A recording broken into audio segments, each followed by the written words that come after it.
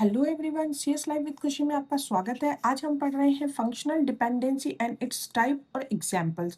यहाँ functional dependency basically जो हमारे टेबल होती है उसमें अलग अलग जो एट्रीब्यूट्स होते हैं उनके बीच में किस तरह का रिलेशनशिप हम एक्सप्रेस करते हैं वो हम यहाँ पर डिफाइन करते हैं बाय वाया फंक्शनल डिपेंडेंसी। और ये जो एट्रीब्यूट्स होते हैं, कौन सा एट्रीब्यूट किस अदर एट्रीब्यूट पे डिपेंड करता है, कौन किसे डिटरमाइन करता है, और इस तरीके से हम इनको इनकी डिपेंडेंसी को यहाँ पर हम एक एट्रीब्यूट के दूसरे एट्रीब्यूट पर डिपेंडेंसी को डिस्कस करने वाले हैं via functional dependency. There are different types of functional dependency जिसमें हमारे पास है trivial, non trivial, multi valued and transitive dependency. यहाँ वन बाय वन हम इन सभी को डिस्कस करने वाले हैं। फंक्शनल डिपेंडेंसी बेसिकली हमारे डीबीएमएस में जो एट्रीब्यूट्स होते हैं उनके बीच में जो रिलेशनशिप होती है उसको एक्सप्रेस करते हैं, और कौन सा एट्रीब्यूट यूनिकली अदर एट्रीब्यूट को डिटरमाइन करता है वो हम फंक्शनल डिपेंडेंसी में देखते हैं। यहाँ पर हम सपोज करो कि इसे हम एक एग्जांपल से समझ सकते हैं कि सपोज करो कि आपके पास एक रिलेशन है आर, इसमें दो वेरिएबल्स हमने लिए, दो एट्रीब्यूट्स हमने लिए हैं एक्स एंड वाई। यहाँ पर एक्स एरो वाई को अगर मैं रिप्रेजेंट करते हैं तो इट मीन्स एक्स जो है वो यूनिक फील्ड है हमारे रिलेशन का, और वाई जो है वो फंक्शनली डिपेंड करता है किस पर, एक्स पर। मीन्स वाई की जो वैल्यू है वो किस पर डिपेंड कर रही है, एक्स पर डिपेंड कर रही है। यहाँ पर जो x है वो हमारा डिटर्मिनेंट है और y जो है वो डिपेंडेंट एट्रीब्यूट है। इट मींस जो y है वो किस पर डिपेंड करता है, x की वैल्यू पर डिपेंड करता है। इसे हम एक एग्जांपल के थ्रू समझते हैं कि सपोज करो कि मेरे पास एक टेबल है स्टूडेंट इन्फो जिसमें स्टूडेंट आईडी है, स्टूडेंट नेम है, स्टूडेंट एज है। अब यहाँ पर स्टूडेंट आईडी जो है हम उसे यूनिकली आइडेंटिफाई कर सकते हैं। मींस एक ऐसा एट्रीब्यूट हर टेबल में होना जरूरी होता है जिससे कि हम किसी भी रिकॉर्ड को यूनिकली आइडेंटिफाई कर सके। तो यहाँ पर इन तीनों में से स्टूडेंट आईडी ऐसा है जिसे हम प्राइमरी की भी बोल सकते हैं। तो यहाँ पर जो स्टूडेंट आईडी है वो हमारा यूनिकली आइडेंटिफाई करता है किसको, स्टूडेंट नेम एट्रीब्यूट को। तो इसको हम इस तरीके से लिख सकते हैं जैसा कि मैंने प्रीवियसली आपको एक्स और वाई के एग्जाम्पल से समझाया है। यहाँ स्टूडेंट आईडी एक डिटर्मिनेंट है और स्टूडेंट नेम की जो वैल्यू है वो किस पर डिपेंड करती है, स्टूडेंट आईडी पर डिपेंड करती है। तो इस तरीके से हम इसको लिख सकते हैं। और यहाँ पर स्टूडेंट नेम जो है वो एसोसिएट है किसके साथ, स्टूडेंट आईडी के साथ। तो इस तरीके से कुछ फंक्शनल डिपेंडेंसी हमारी वर्क करती है। इसमें दो तरह की डिपेंडेंसीज हम पढ़ने वाले हैं। यहाँ पर जो ये फंक्शनल डिपेंडेंसी होती है वो आपको पार्शियली भी देखने को मिलती है और एक फुल्ली डिपेंडेंसी भी देखने को मिलती है। तो ये दोनों टर्मिनोलॉजी हमें नॉर्मलाइजेशन में देखने को मिलती है। यहाँ हम पढ़ने वाले हैं टाइप्स ऑफ फंक्शनल डिपेंडेंसी, जिसमें फर्स्ट है हमारा trivial functional dependency. Basically trivial functional dependency क्या होता है कि the dependency of N attribute on a set of attribute is known as trivial functional dependency if the set of attributes include that attributes। बहुत simple है। यहाँ पर ए जो है वो एक डिटर्मिनेंट है और बी की जो वैल्यू है दिस इज ऑल्सो है डिपेंडेंट ऑन डिटर्मिनेंट। बट यहाँ पर एक चीज होती है कि जो बी होता है उसकी वैल्यू और वो बी जो ऑल्सो है part of a determinant. For example कि मेरे पास एक टेबल है स्टूडेंट, स्टूडेंट टेबल में स्टूडेंट आईडी और स्टूडेंट नेम दो एट्रीब्यूट्स है। यहाँ पर स्टूडेंट आईडी और स्टूडेंट नेम को मैंने मिलाकर एक कैंडिडेट की अनाउंस की है, यूनिक फील्ड मैंने इनको बनाया है। और अगर एरो करके मैं इस तरीके से लिखती हूँ स्टूडेंट आईडी, तो यहाँ पर is a trivial functional dependency as student ID is a sub part of student ID and student name. Example में हम देख सकते हैं कि जो स्टूडेंट आईडी है और स्टूडेंट नेम है ये हमारी होल एक यूनिक आईडी है। इस यूनिक एट्रीब्यूट को हम यूज कर रहे हैं, और स्टूडेंट आईडी जो हमारा डिटर्मिनेंट है, बट जो ये डिटर्मिनेंट का पार्ट है this is also a subset of this whole unique ID की फील्ड। तो इसी का पार्ट होने की वजह से अगर इस तरह की डिपेंडेंसी आपको दिखाई देती है तो इस तरह की डिपेंडेंसी को हम डीबीएमएस में क्या बोलते हैं, ट्रिवियल फंक्शनल डिपेंडेंसी। नेक्स्ट हम पढ़ रहे हैं नॉन ट्रिवियल फंक्शनल डिपेंडेंसी।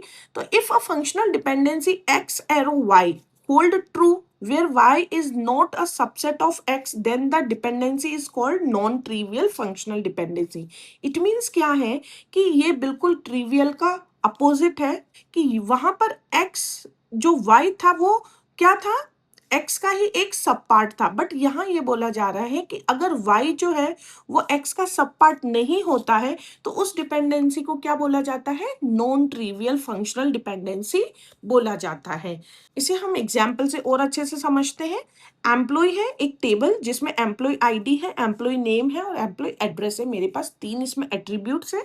तो following functional dependency are non trivial. यहाँ पर किस तरह की फंक्शनल डिपेंडेंसी को नॉन ट्रिवियल माना जाएगा, अगर कुछ इस तरह का सिनेरियो हमारे पास हो, EMP ID arrow EMP name, EMP ID arrow EMP address. तो यहाँ पर जो EMP name is not a subset of EMP ID. यहाँ पर ये जो एट्रीब्यूट है इसका इसके साथ कोई सबसेट नहीं है। It means this one is a individual unique ID, this is not a part of this unique ID. That's why हमारा जो ये है ईएमपी नेम वो इसका सबसेट नहीं है। और तो इस तरह की अगर same is here EMP ID arrow EMP address, यहाँ पर EMP address is not a subset of EMP ID. It means ये इसका सबसेट नहीं है। तो यहाँ पर भी हम क्या पढ़ेंगे इसको कि ये किस तरह की है, नॉन ट्रिवियल फंक्शनल डिपेंडेंसी है।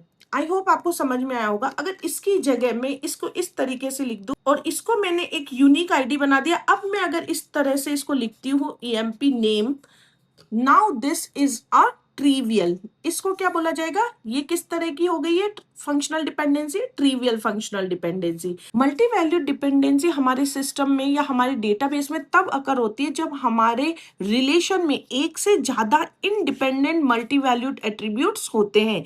It means multi valued dependency जो होती है वो full constraint between two set of attributes in a relation.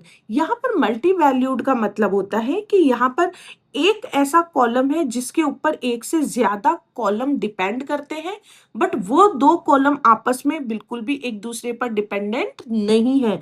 तो इस तरह की जो डिपेंडेंसी मानी जाती है उसे क्या बोलते हैं हम, मल्टी वैल्यूड डिपेंडेंसी बोली जाती है। तो multi valued dependency occur when there are more than one independent multi valued attributes in a table. यहाँ हम एक एग्जाम्पल ले रहे हैं। Consider a bike manufacturing company which produce 2 column. Suppose करो कि हमने एक बाइक मैन्युफैक्चरिंग कंपनी का एग्जाम्पल लिया है जो प्रोड्यूस करती है 2 कलर में कार, ब्लैक एंड रेड। हर साल जो वो मॉडल तैयार करती है उस मॉडल में 2 कलर्स वो निकालती है जिसमें फर्स्ट है ब्लैक एंड रेड। तो कुछ इस तरह का सिनेरियो हम लेकर चलते हैं कि हमारे पास 3 कॉलम है हमारी टेबल में, जिसमें फर्स्ट है bike model, manufacturing year and colour.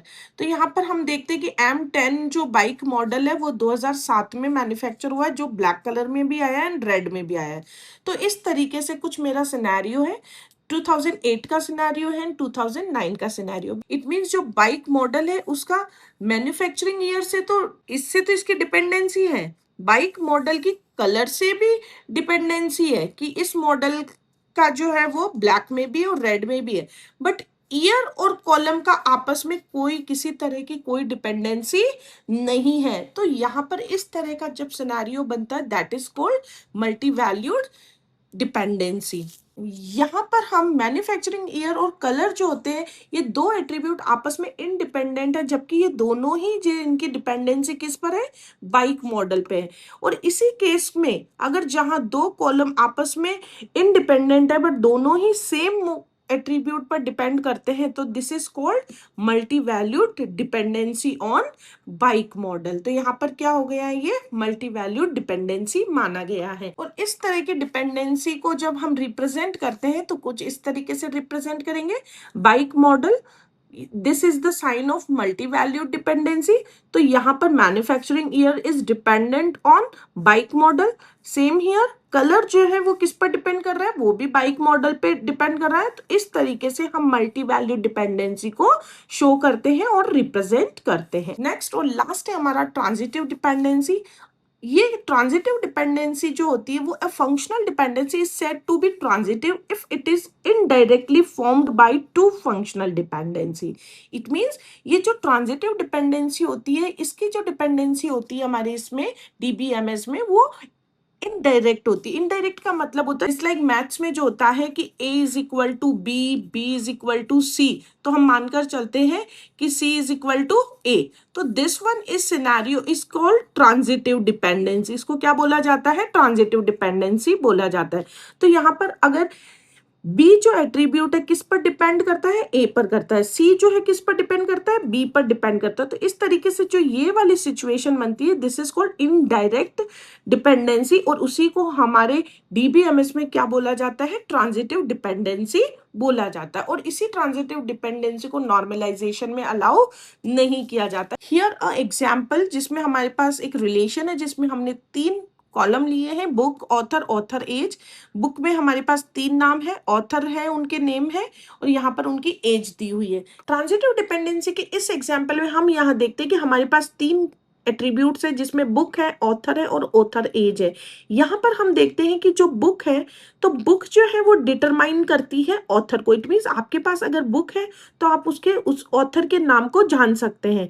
But अगर आपके पास ऑथर का नाम है बट वो किस बुक के बारे में बात हो रही है यहाँ पर आप नहीं जानते, क्योंकि एक ऑथर के पास मल्टीपल बुक्स हो सकती है। तो यहाँ पर ये जो ट्रांजिटिव डिपेंडेंसी कहलाती है, जहां पर हम डायरेक्ट किसी भी एक डिपेंडेंसी तक नहीं पहुंच सकते, तो this one is called transitive dependency. Same is here कि जो ऑथर एज है उस ऑथर का डायरेक्ट कनेक्शन है, but here is not a direct connection, क्योंकि जब आपके पास कोई ऑथर का नाम होता है तो इट मे बी पॉसिबल कि उस पर्टिकुलर ऑथर के नाम से मल्टीपल बुक्स हो सकती है।